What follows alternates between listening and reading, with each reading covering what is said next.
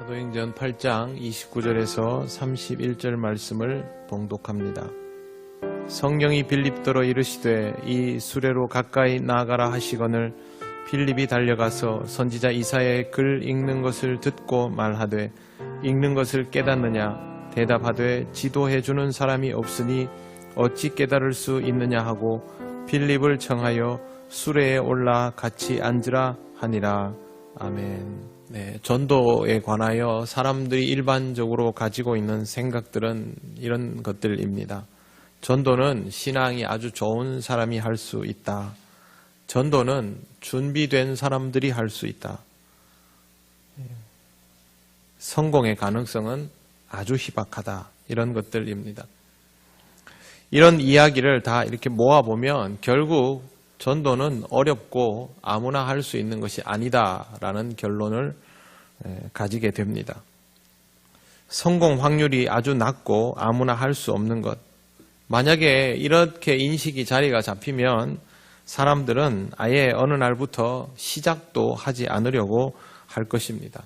이미 우리는 그런 시대를 살아가고 있는지도 모릅니다. 멀리 볼 것도 없이 우리도 마찬가지이지요. 새생명 초청기간이라고 설명을 드려도 일단 명단을 제출하지를 않습니다. 명단을 내는 분들이 극소수입니다. 성공하지도 못할 텐데 괜히 이름을 쓸 필요가 뭐 있을까? 또 조금 부담은 되지만 둘러보니 아무도 내지 않는데 내가 뭐하러 써낼까? 대부분 그렇게 생각합니다. 써놓고 성공하지 못하느니 차라리 그냥 있자는 거죠. 또 다른 이유는 지금 내 삶을 추스리기도 힘든데 다른 사람을 위하여 그렇게 할 마음의 여유를 가지지 못해서 전도할 생각을 못합니다.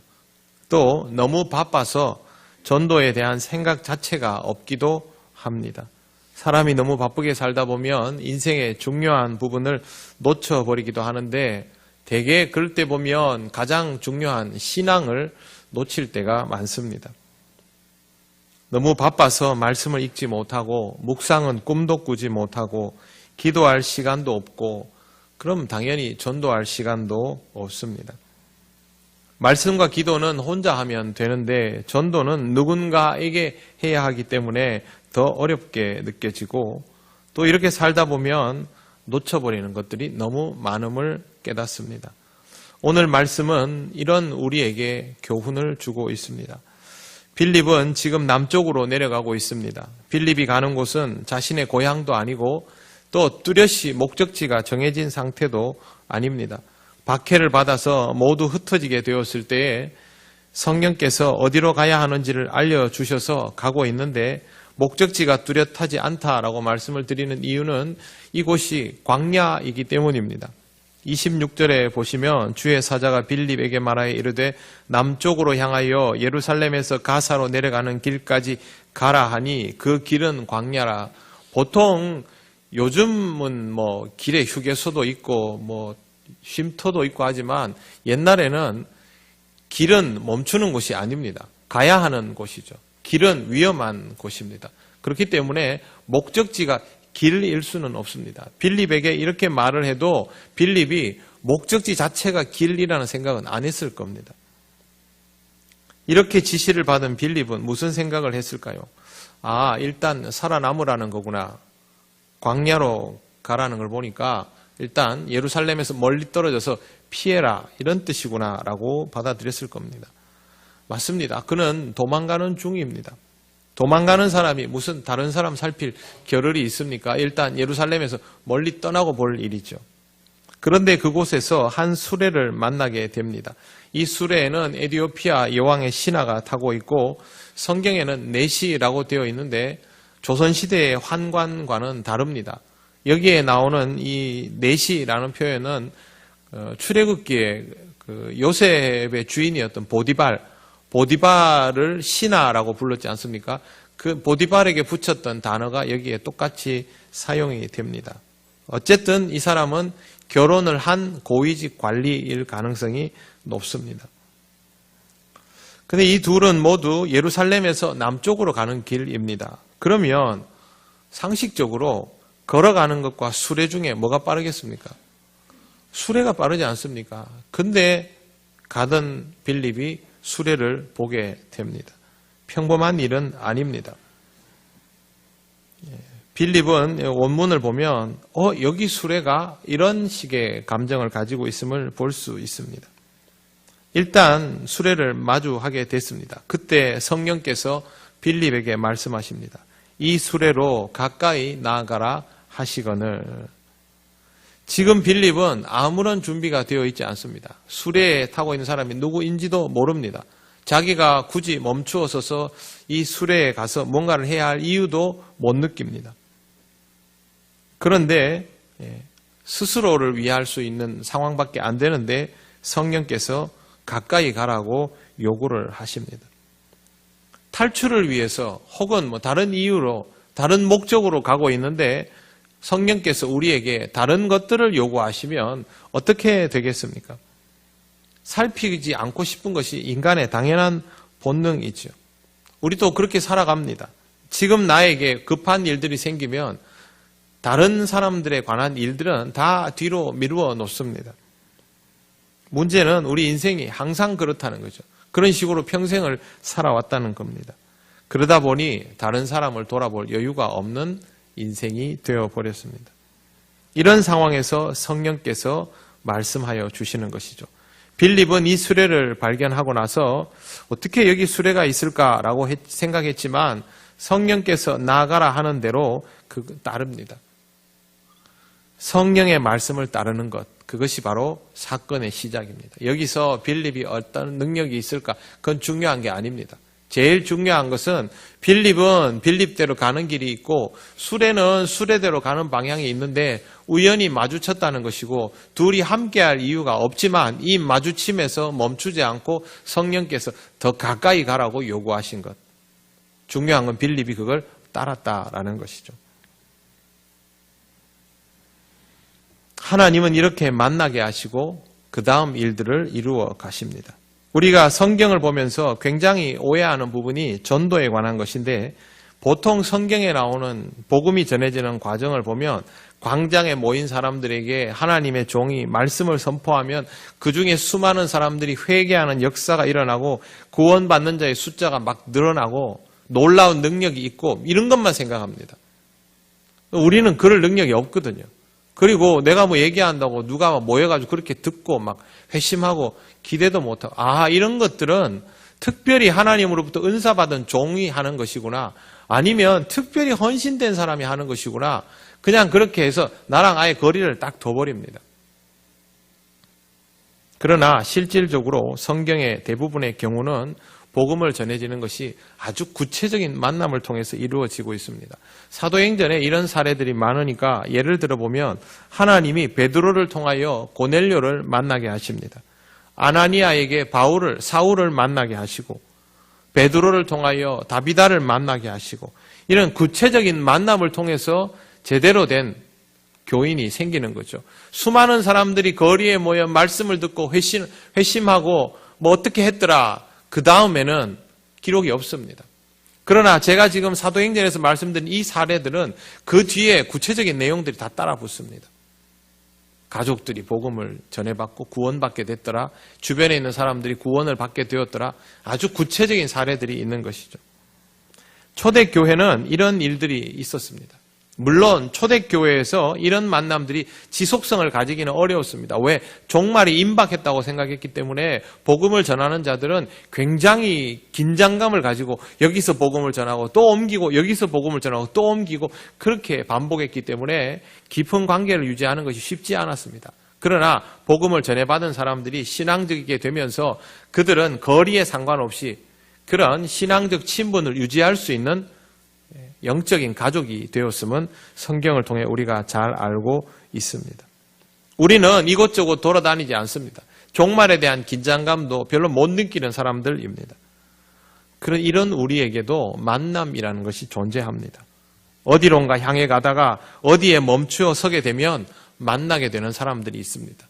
어떤 지역에서 살다가 그 지역에서 만나는 사람들이 있고 다른 지역에 가서 또 거기서 만나는 사람들이 있고 내가 어떤 일들을 하다가 또 만나게 되는 사람들이 있습니다. 그렇게 해서 만나게 되는 사람들을 우리가 이웃이라고 하고 좀 더 가까워지면 친구라고 부릅니다. 서로 다른 곳에서 출발했지만 또 서로 다른 곳을 향해 갈 수도 있지만 지금은 적어도 같은 지점에 있는 사람들, 몇 발짝만 걸어가면 말을 걸어볼 수 있는 사람들, 자주 얼굴을 볼 수 있는 사람들, 그들이 바로 여러분에게 이웃이고 친구입니다. 이 만남이 우연일까요? 우리의 만남에는 하나도 우연이 없습니다. 빌립이 광야로 간 것이 전혀 우연이 아닌 것처럼, 빌립이 내시를 만난 것이 전혀 우연이 아닌 것처럼 우리도 그렇습니다. 그러면 우리는 이런 만남에서 제일 먼저 성령이 하시는 말씀을 들을 필요가 있습니다. 성령은 빌립에게 가까이 다가가라고 하셨습니다. 아나니아에게 악질로 소문난 사울을 살피게 하셨죠. 그것도 마찬가지입니다. 가까이 다가가라입니다. 고넬료는 베드로를 찾게 하셨고 베드로에게는 환상을 보여주셔서 그렇게 찾아온 고넬료를 맞이하게 하셨습니다. 이것도 똑같은 것입니다. 공통점이 보이십니까? 하나님은 그들로 하여금 만남을 통하여 관계가 생기도록 그렇게 하신 겁니다. 노사연 씨 노래처럼 정말 우리의 만남에는 우연이 없습니다. 그때의 노사연 씨는 연인의 만남을 노래했다고 합니다. 그러나 지금의 노사연 씨는 더 깊은 만남의 의미를 깨닫고 열심히 간증을 하고 복음을 전하면서 살아가고 있습니다. 우리라고 뭐가 그렇게 다르겠습니까? 하나님이 우리에게 주시는 만남에는 결코 우연이라는 것이 없습니다. 그 사람이 나에게 호의적일 수도 있고 아닐 수도 있고 적대적일 수도 있습니다. 그러나 자주 만나고 있다면, 바로 내 옆에 있다면, 내가 몇 발짝만 걸어가서 말을 걸 수 있는 사람이라면 그 만남은 절대 우연이 아닙니다. 세상에는 전도법이 정말 많습니다. 제가 모르는 전도법이 아는 것보다 더 많더라고요. 목사인 저도 모르는 게 많습니다. 감자 전도, 고구마 전도, 온갖 곡식 채소는 다 나오죠. 바나바 전도. 전도법이 왜 이렇게 많을까요? 이렇게 해도 되고 저렇게 해도 돼서 많을까요? 아닙니다. 이렇게 해도 안 되고 저렇게 해도 안 되니까 방법이 많아진 거죠. 쉬운 일이었으면 이렇게 많은 방법들이 동원되지 않았을 겁니다. 이런 전도법들이 분명히 성공 사례가 있지만 사실 그건 알고 보면 확률이 아주 낮습니다. 이런 전도법을 가르치는 사람은 성공했습니다. 그런데 그것을 듣는 사람들은 성공하지 못한다는 공통점이 있습니다. 온갖 방법이 다 동원되어도 성공하기 어려운 전도를 성공시킬 때는 이렇게 많은 방법들이 아니라 이런 방법들 속에 있는 공통의 것들이 있습니다. 우리가 주목해서 보아야 할 것들은 바로 이 공통분모입니다. 크게 세 가지 조건입니다. 오늘 말씀을 통해서 설명을 드리자면 제일 먼저 만남이 열쇠입니다. 하나님이 다가서라고 하신 것은 만나라는 것이죠. 만남이 없이는 전도가 불가능합니다. 이 만남이 지속성을 가진다면 전도의 기회는 더 늘어나게 되는 것이죠. 만남이 지속성을 가질 수 있는 아주 좋은 조건이 이웃이고 친구입니다. 우리는 이런 만남에 대해서 관계라는 단어를 언젠가부터 사용하기 시작했습니다. 전도의 열쇠가 관계에 있다는 것을 알게 된 것이죠. 그래서 요즘 가장 주목받는 전도법이 관계 전도법입니다. 그렇다고 해서 일부러 관계를 맺으면 잘 될까요? 요즘 사람들 다 압니다. 예수 믿는 사람 그러면 여러분 예수 믿는 사람이 가까이 다가서면 어떻습니까? 요즘 교회 안 다니는 사람들. 딱 긴장합니다. 우린 무슨 이단 사이비도 아닌데 교회 다니는 사람이 가까이 딱 다가서잖아요. 목사입니다. 이러면요 딱 긴장합니다. 교회 다닙니다. 긴장합니다. 왜? 저 사람은 나한테 호의적이려고 하는 게 아니고 전도를 하려고 호의적이구나 이걸 압니다. 그러니까 그렇게 접근하면 벌써 틀린 거죠. 전도는 관계를 통해서 이루어지는 것은 맞지만 기술적으로 접근해서 되는 것은 아닙니다. 전도의 기본은 제일 먼저 성령의 인도하심을 따르는 것입니다. 어디로 가라 하면 가고 누구를 보았을 때 다가가라 하고 하면 하고 말을 걸라 하면 걸고 기다리라 하면 기다리면 됩니다. 중요한 건 우리가 하나님께 묻고 듣고를 할 줄 아는 사람이냐 하는 겁니다. 그리고 두 번째, 빌립에게는 아주 중요한 게 한 가지 있었습니다.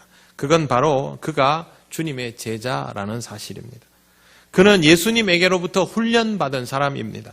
그래서 하나님은 그를 이 이디오피아 신하에게 보내신 것이죠. 베드로를 다른 사람들에게 보낸 것도 마찬가지 이유입니다. 아나니아를 사울에게 보낸 이유도 마찬가지입니다. 그들은 다 훈련되어 있던 사람들입니다. 만약 그들이 훈련되어 있지 않다면 이 만남은, 이 관계는 진전될 수 없습니다. 빌립이 다가서 보았더니 그가 이렇게 말합니다. 지도해 주는 사람이 없으니 어찌 깨달을 수 있느냐 하고 빌립을 청하여 수레에 올라가 같이 앉으라 하니라. 몰라서 진도가 안 나가는 겁니다.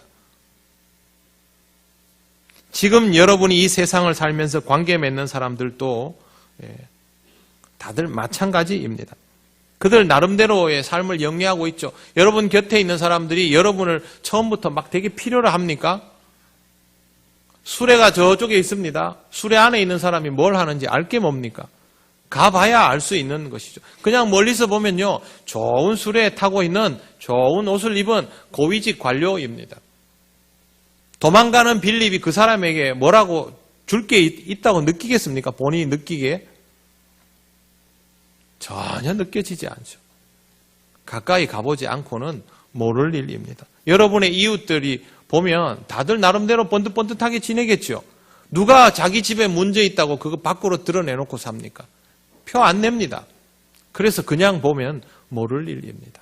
그러나 가까이 가보면 하나 둘 알 수 있는 것이 있습니다. 그때 우리가 훈련된 사람이어야 합니다. 그렇지 않으면 진도가 나가지 않습니다. 빌립처럼 할 수 있으면 정말 좋지요. 상대방이 내가 이거 잘 몰라서 답답해 죽겠다고 얘기하면 빌립은 아이고 잘 됐다 아닙니까? 근데 훈련이 돼 있으면 좋습니다. 훈련은 하루아침에 되는 걸 훈련이라고 하지는 않습니다. 그때는 어떻게 해야 됩니까? 저도 잘 몰라서 이러고 가버립니까? 그렇게 하면 안 됩니다.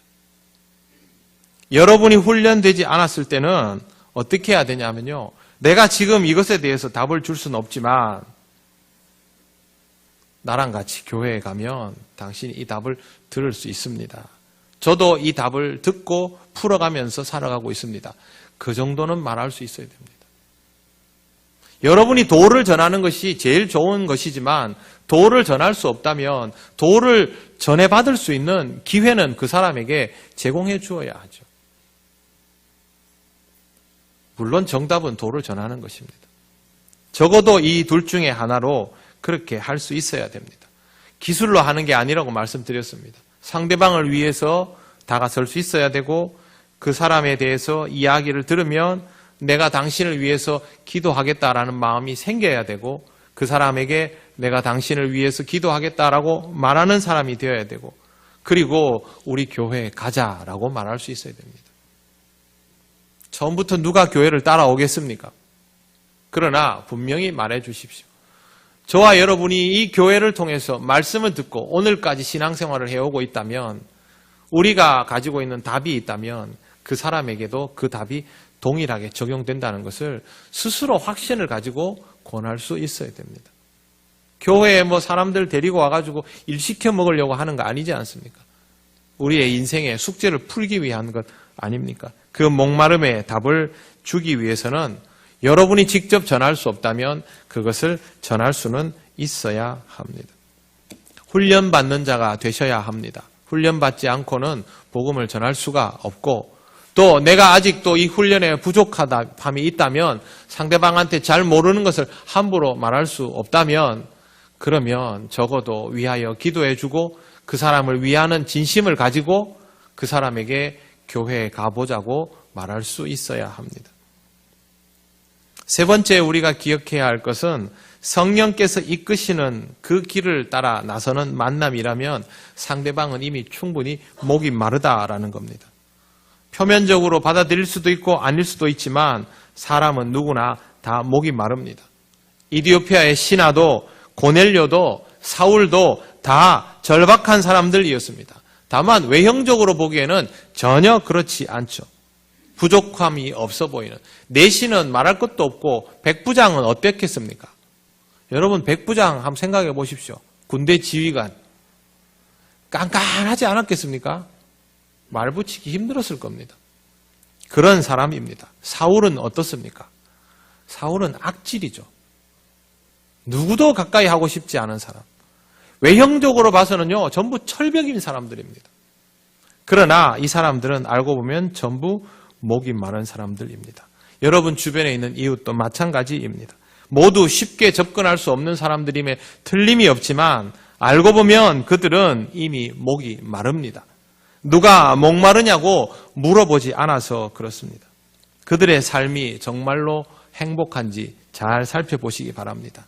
단언컨대 하나님 없이 마음껏 행복할 수 있는 사람 이 세상에 없습니다. 인생은 알고 보면 다 거기서 거기입니다. 속단하지 마시고 성령께서 여러분의 마음을 움직여서 가까이 가보라 하시면 여기는 뭐가 있다라고 생각하셔야 됩니다. 성령 하나님이 그 다음 일들을 우리가 예상하고 기대한 것 이상으로 이루어 주십니다. 실제로 복음을 전하는 현장에서 겨우 용기를 내어 한마디를 던졌는데 상대방이 기다렸다는 듯이 넙죽 받아먹는 경우들을 보게 됩니다. 그때까지 아무도 이렇게 말을 걸어주는 사람이 없었다는 거죠. 그때까지 내가 힘들어하고 고민하는데 나 교회에 같이 갑시다 라고 말 걸어주는 사람 한 번 없었다는 거죠. 실제로 그렇게 복음을 전해서 교회로 인도해 오는 분들을 보면 이런 경우들이 많습니다. 제가 방금 말씀드리는 이런 내용들을 통하여 복음이 전해지는 것이 가장 자연스러운 방법이고 이것을 관계전도라고 부릅니다. 관계전도는 다른 게 아닙니다. 만남이 이루어지면 그 만남을 토대로 관계를 유지하면서 하는 전도가 관계전도인데 제가 처음에 주의드린 것처럼 전도를 위해서 다가선다는 의미를 부여하기 시작하면 그건 바로 부작용이 발생합니다. 지금까지 관계전도가 쉽게 성공하지 못한 이유는 여기에 있습니다. 사람의 마음은 그렇게 쉽게 얻어지는 것이 아닙니다. 성령께서 역사하시면 다친 마음이 열리는 것은 맞지만 그 전에 우리에게 그 사람을 향한 진심이 반드시 있어야 합니다. 하나님이 만나러 가라 하면 만나러 가야 하고 그것을 단순한 만남으로 생각할 필요가 있습니다. 복잡하게 생각하지 마십시오. 내가 이렇게 하면 상대방이 어떻게 반응을 보일까? 상대방의 반응을 보이면 내가 이때 어떻게 대처해야 될까? 저 사람이 몇 번 거절하면 그 다음에 또 해야 될까? 이러면 안 합니다. 명령을 받는 사람은 머리가 너무 복잡하면 안 됩니다. 적어도 복음을 전하는 일에서는 여러분 스스로의 삶을 단순화시킬 필요가 있습니다. 우리가 할 일들을 하고 나면 그 다음은 하나님께서 하십니다. 전도가 어려운 시기임에도 불구하고 전도가 이루어지는 현장을 보면 공통점이 있습니다. 우리 교회도 마찬가지입니다. 우리 교회에 전도가 되어서 오시는 분들의 공통점은요, 다 만남을 통해서입니다. 그렇지 않은 분들은 중간에 떠나는 분들이 있습니다. 하지만 만남을 통하여 이런 관계성을 통해서 교회로 인도되어 오셔서 신앙을 가진 분들은 떠나는 법이 거의 없습니다. 다 뿌리를 내립니다. 그래서 이 복음을 전하는 방법이 가장 적절합니다. 그리고 여러분 옆에들도 사례가 많지 않습니까? 이렇게 전하면 실패율이 거의 없다라는 것을 우리는 이미 잘 알고 있습니다. 그렇기 때문에 다른 어떤 방법보다도 하나님께서 우리에게 주시는 이 답을 따라서 여러분 옆에 있는 사람들, 여러분이 볼 수 있는 사람들, 시야에 들어오는 사람들, 그 사람들을 통하여 먼저 복음 전하는 자로서의 여러분 자신을 다시 세워 나가시기를 바랍니다. 2000년 전에도 지금도 복음을 전하는 해법은 이것밖에 없습니다. 나한테 특별한 일이 일어나야 복음을 전할 수 있다고 생각하지 마십시오. 지금 여러분이 만날 수 있는 사람, 만나게 하나님께서 인도하신 사람, 성령께서 말씀하시는 것을 듣고 그대로 행하시기를 바랍니다. 축구 선수들 중에 기도하는 사람들 굉장히 많지요. 축구 선수가 기도하는 것이 골 넣고 기도하는 것, 경기 끝나고 기도하는 것, 시작 전에 기도하는 것, 이게 무슨 종교적인 편향성이라고 이의를 제기하는 입장들이 상당히 많습니다. 그럼에도 불구하고 축구 선수들이, 특히 우리나라 선수들은요, 툭하면 다 기도합니다. 골 넣어도 기도하고 경기 끝나도 기도하고. 왜 이렇게 됐냐 하면 서로 복음을 전했기 때문입니다. 근데 여러분, 운동하는 선배가 후배한테 복음 전하는 게 쉬울까요?